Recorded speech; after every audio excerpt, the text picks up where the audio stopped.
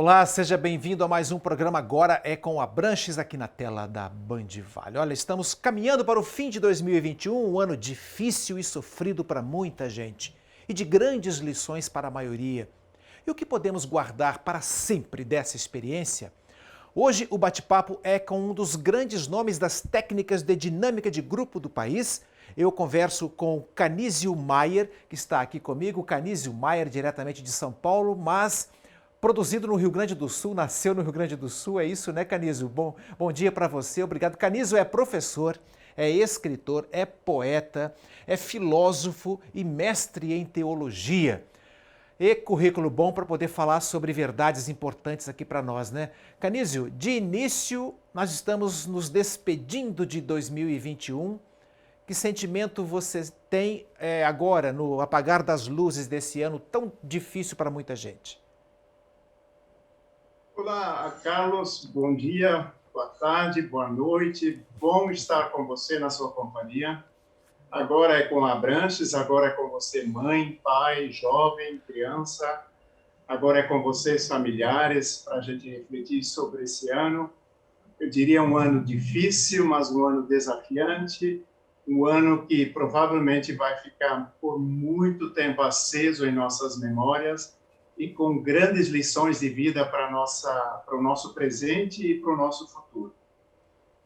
E para o filósofo Canizio Maier, o que todos nós podemos guardar de lição desse ciclo iniciado por um processo global, pandemia, desde não só esse ano, mas o ano passado também, fim do outro ano, 2019, o que podemos todos aprender de lição que não deve ser esquecida?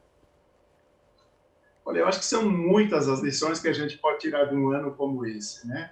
Primeiro, lembrar que o ser humano é o único ser vivo capaz de interpretar, de dar sentido às coisas, de tirar lições e aprendizados de tudo que lhe aconteceu ao longo desses 2 últimos anos, ao longo de toda a sua vida. O ser humano é capaz de costurar as experiências particulares e encontrar um novo fio condutor, uma nova orientação de vida a partir de tudo que lhe aconteceu durante esses tempos, né?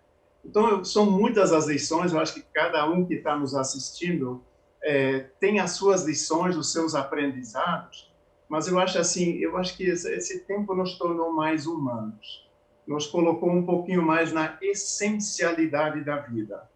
A gente aprendeu a ver o que é importante e o que não é importante, o que é passageiro e o que é perene, o que é artificial e o que tem conteúdo consistente para a nossa vida, para as nossas relações. A gente entrou muito e mergulhou fundo no mistério da vida. Acho que esse é um ponto importantíssimo, mergulhar, aprender, refletir, o que de fato é capaz de dar significação, sentido, sabor à nossa vida. E muitas vezes, passando por essas dificuldades, esses sofrimentos, ou essas dores, a gente começa a valorizar muito mais os momentos, as relações humanas, os encontros, né, com as pessoas, mas, sobretudo, também esse olhar introspectivo, esse olhar para dentro de nós, e a gente aprender a lidar melhor consigo mesmo, a lidar com os sonhos que estão meio lá no fundo do baú, e abrir-se ao novo, ao reinventar-se. Eu acho que essa pandemia nos ensinou demais isso, né? Cada um tentar se reinventar dentro do seu mundo. Agora, a grande questão e a questão mais dolorosa, Canizio, é que para muitos essa reinvenção começou com o sofrimento, que começa quando a vida se encontra com a morte. O que se pode esperar quando isso chega de forma assim avassaladora, sem poupar a ninguém? Classe social, quem tem dinheiro, quem não tem, quem mora no castelo, quem mora na favela, no barraco, pegou a todo mundo por igual. O que a gente pode esperar quando, para a pessoa, a vida se encontra com a morte e isso machuca? Dentro disso que eu acabei de falar há pouco, o homem é o único ser capaz de dar sentido, e uma das coisas que é inerente ao ser humano é saber que a nossa vida é finita. Nós sabemos disso e nós temos consciência disso. E nesses dias eu li um autor que dizia assim: a vida deveria ser muito chata se a gente fosse infinito, porque a gente estaria acomodado, a gente não se reinventaria, né? Então, nós temos essa consciência que a vida é finita, mas isso não deveria ser um drama, isso deveria ser um desafio para a gente vivê-la de forma infinita, com um dinamismo infinito, né? Agora, a dor, a morte, por mais que seja a experiência mais doída, ela é inerente ao ser humano. É uma pena que tanta morte aconteceu de forma prematura, por um negacionismo, ou por uma falta de seriedade, ou de não valorização da própria vida. Eu acho que isso é um conceito que a gente tem que cuidar muito, né? Valorizar a vida, cuidar da vida, né? Você pode desafiar um colega, você pode desafiar um jogo de sinuca ou um futebol, mas você não pode desafiar um vírus. O vírus a gente tem que respeitar, a gente tem que ir muito pelo lado da ciência, a gente tem que ir muito pelo lado certo, e a gente sabe que a nossa vida, a sua vida em família, a vida e a história tem um lado certo. Não é um lado certo estático, mas é um lado certo que é o da verdade, e se é da verdade, também nos torna sempre mais verdadeiros, né? Agora, perder pessoas queridas é muito doído. Eu mesmo perdi um sobrinho, deixou mulher, deixou 3 filhos pequenos. É uma dor, assim, dilacerante. Ver uma irmã minha, mãe desse menino que morreu, o sofrimento. E assim são milhares e milhares, mais de 600 mil só no Brasil, né? E perderam. E são vidas que poderiam ter sido poupadas, né? Isso que é a maior indignação. De que maneira Mas, que ao você, mesmo tempo... de que maneira que você ajudou sua irmã a superar isso, já que você tem toda essa formação humanizada? Olha, a gente conversava bastante, eu ligava muito para ela, mesmo quando ele estava no... E isso que ele mora no Paraguai, né? E no Paraguai, na época, tinha só 60 e poucas mortes. O país todo tinha pouco índice de gente que morreu. E ele foi acometido por isso, mas eu conversava muito com ela, né? O que salvou e salva eles, eu acho que é a dimensão da fé. A fé, nessas horas, ela é muito forte. E não é uma fé de submissão. Eu acho que a fé, ela faz compreender. Uma fé que não tem razões, ou que não tem sabedoria ou conhecimento, ela tende a se tornar um fanatismo, né? Mas como fundamento, eu acho que você consegue ser forte, você chora muito, você lamenta muito, a saudade é enorme, né? Mas a fé, para muita gente, é o que sustenta, é o que segura a continuação da caminhada. Eu quero mostrar um pouco da obra do Canizio Maier. Eu tenho aqui 3 livros. Daqui a pouquinho eu quero falar a respeito de cada um deles, inclusive um muito legal, que foi o primeiro que eu conheci de Canizio, Dinâmicas de Grupo e Textos Criativos. Eu falei agora há pouco que Canizio Maier é um dos grandes nomes da dinâmica de grupo, aprendi muito com ele. Daqui a pouquinho, então, estou de volta com o Canizio Maier para falar sobre a obra que ele vem deixando através dos livros que está escrevendo. E tem novidade aí para ser lançada. Daqui a pouquinho a gente fala mais. Até já.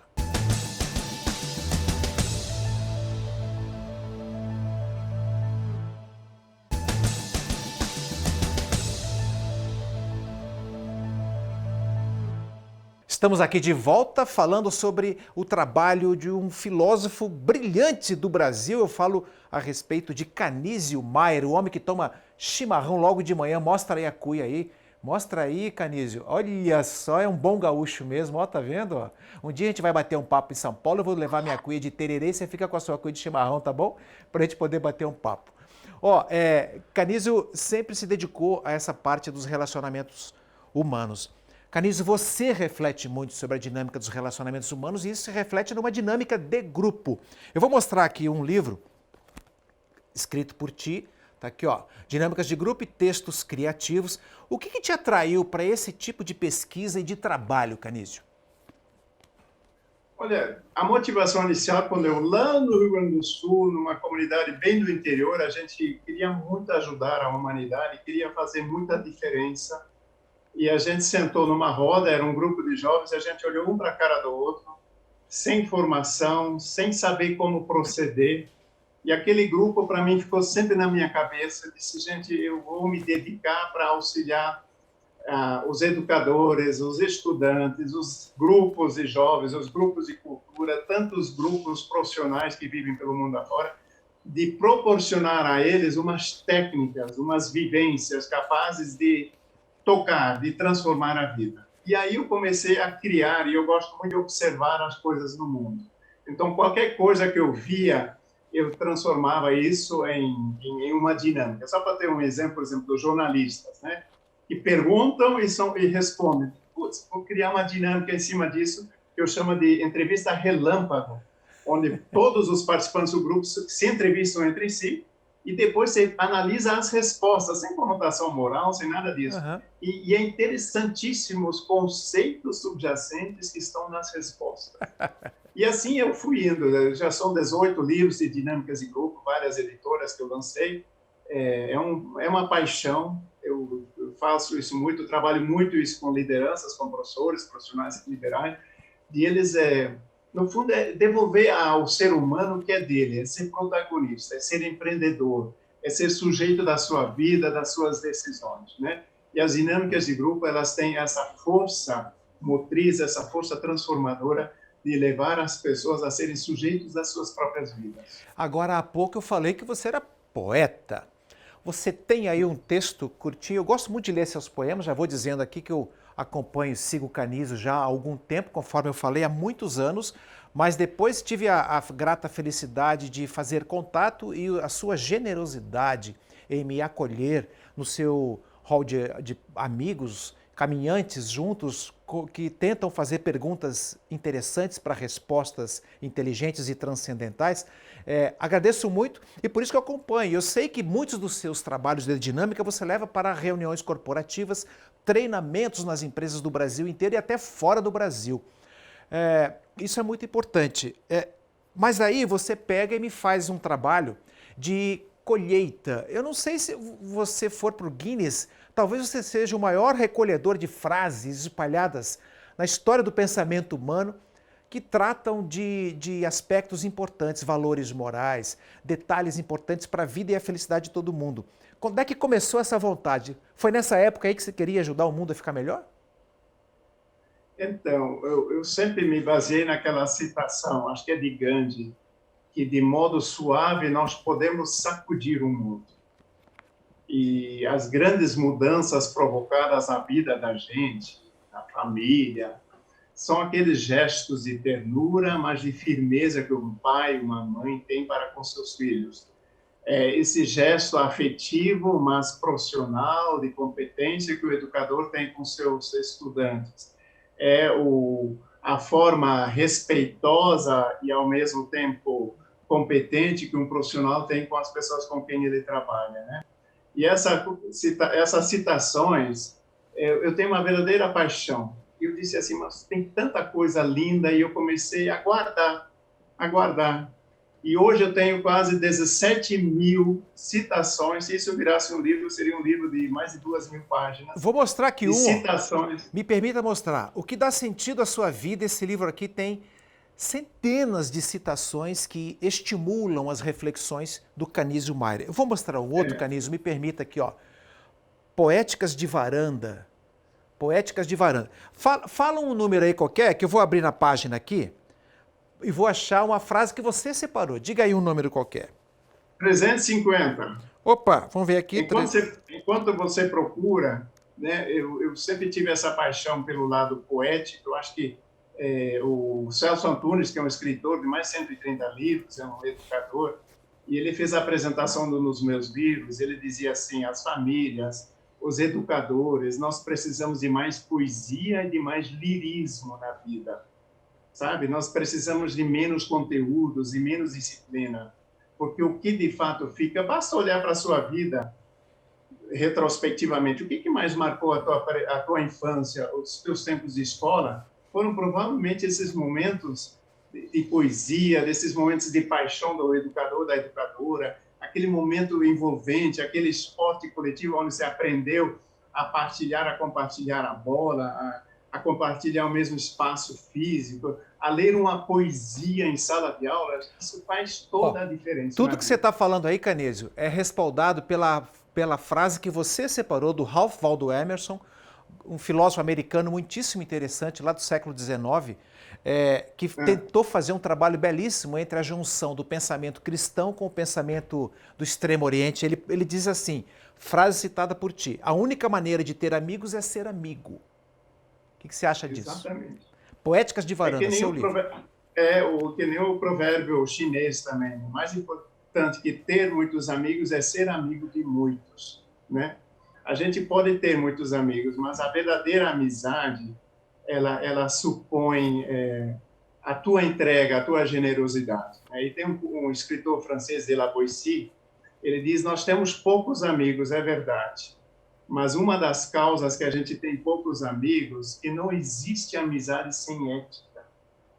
A gente tem muitos colegas, a gente tem muita gente boa para ir para farra, para jogar bola e coisa assim, mas amigo de verdade, ele te olha nos olhos, ele te elogia em público e te ajuda no particular, ele não fala pelas costas, sabe? E esses amigos são poucos, porque eles são éticos, eles são verdadeiros com você. Né? Daqui a pouquinho, você que está nos assistindo nesse programa vai ouvir um poema do Canizio Maier. Daqui a pouco, até já.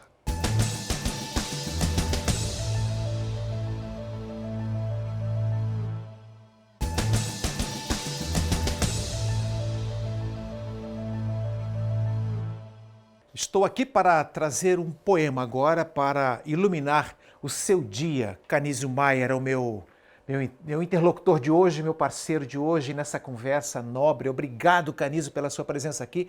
Que poema você tem a nos dizer, senhor poeta? Olha, diante desse contexto de pandemia, fechando um ano, se abrindo ao novo de 2022, eu vou declamar um poema. Eu devo ter uns 1.900 poemas, poesia já escrito, mas eu sei pouca coisa de cor, né? Então eu vou ler, com isso também desafiar a você, telespectador, telespectadora, para levantar a cabeça, endurecer a testa, mas sem endurecer o coração, para as novidades, para a prudência, para os cuidados que a gente deve ter sempre em nossa vida. O poema chama Grandeza e Categoria. Eu prefiro a coragem dos que arriscam que a frieza dos indiferentes. Prefiro a grandeza dos que libertam que a vergonha dos que acorrentam. Eu prefiro a ousadia dos que se lançam que a facilidade dos curiosos. Eu prefiro a firmeza dos que têm opinião própria que a artificialidade dos meros imitadores. Eu prefiro a beleza dos honestos e protagonistas que a covardia dos aproveitadores. Eu prefiro a lição de um fracasso vivido que a decepção da omissão não assumida. E eu prefiro o brilho nos olhos dos humildes que o sorriso falso dos prepotentes. E eu prefiro gestos que acendem velas pelo caminho que a facilidade em maldizer a escuridão. Repito, eu prefiro gestos que acendem velas pelo caminho que a facilidade em maldizer a escuridão. Nossa, ao ouvir isso daí, Canizio, eu tenho certeza que, pelo menos do meu coração, não sei dos seus que está assistindo aqui o nosso programa, eu sinto que brota-se um convite à tomada de posição, à atitude, a assumir as rédeas da própria vida. Aprendi muito isso, tudo que você acabou de falar, Canizio, esse poema que é tão assertivo, né? Lendo o seu livro O que dá sentido à sua vida. Você é amigo do Gustavo Kirten, né? Ele faz a apresentação do seu livro, né? Exatamente. E ele revela um segredo que pouca gente sabe, que eu fiz mestrado em Paris, na França, e eu fui convidado a assistir os 4 últimos jogos dele quando ele foi bicampeão de Roland Garros. E eu fui professor da cunhada dele, lá em Florianópolis, quando eu trabalhei lá, e ele me convidou para os jogos. E ele tinha direito a 5 pessoas só da família, né? Então era o Rafael, o irmão, o Larry, o treinador, e mais 3. E eu sempre estive. Mas aí, quando chegou para a final, a família foi para lá. Eu disse assim, não, Guga, agora a tua família, para mim já está ótimo. Assistir um jogo em Roland Garros é um sonho de qualquer ser humano. Ele disse, não, você estava comigo até agora, você vai até o fim. Aí no livro ele disse assim, você foi meu talismã, meu pé quente. E era muito interessante, eu sei que eu incentivei muito ele, mandava textos de encorajamento, porque o tenista, como os grandes cantores, eles vivem dilemas muito grandes. Eles estão no estádio, 17 mil aplaudindo ele.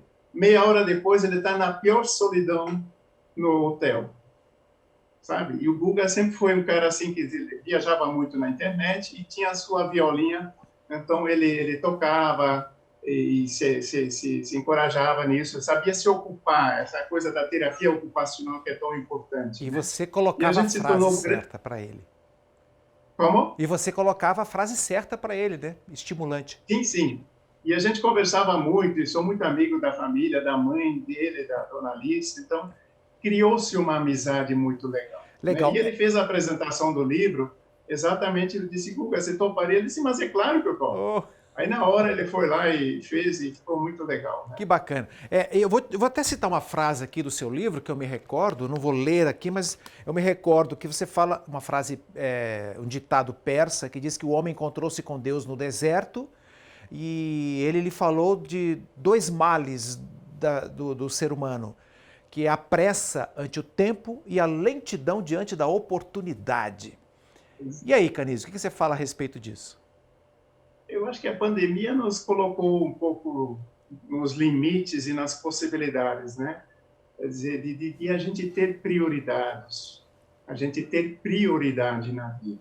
Né? A questão do tempo, que nós sempre usamos como desculpa, no fundo não pode ser uma desculpa, porque o tempo é igual para todo mundo.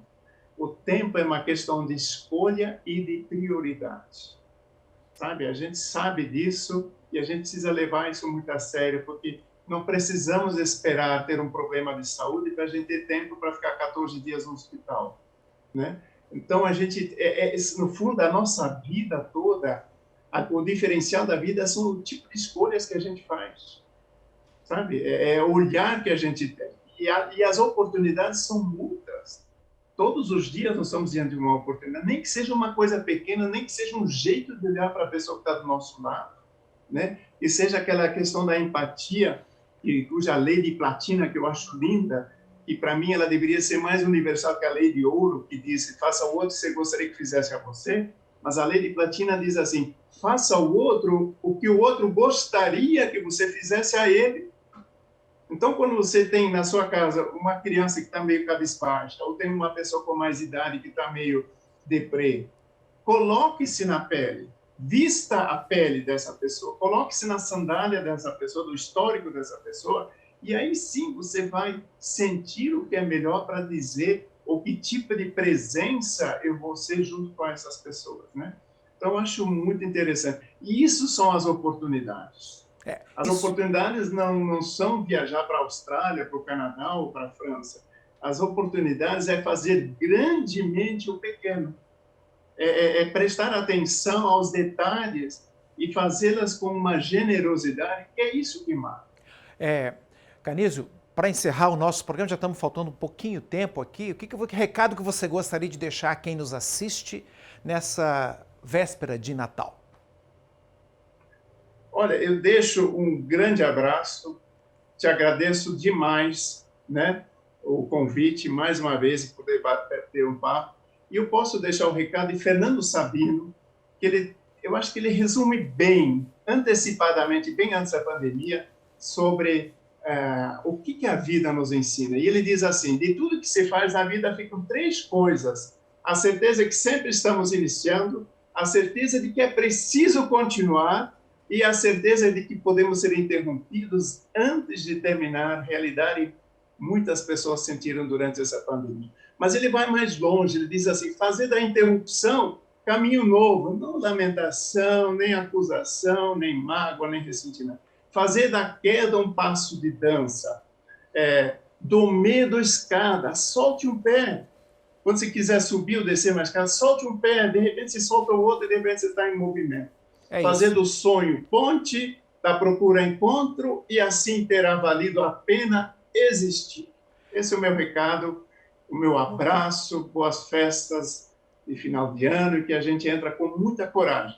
É isso. Com muita coragem para o ano. Canizio, obrigado pela sua presença aqui, um grande abraço, um carinho para você, para sua família, para todo mundo que se alimenta dos teus textos, dos teus escritos. Muito obrigado. E a você que nos acompanha aqui no Agora é com Abranches. Um abraço e até o nosso próximo programa.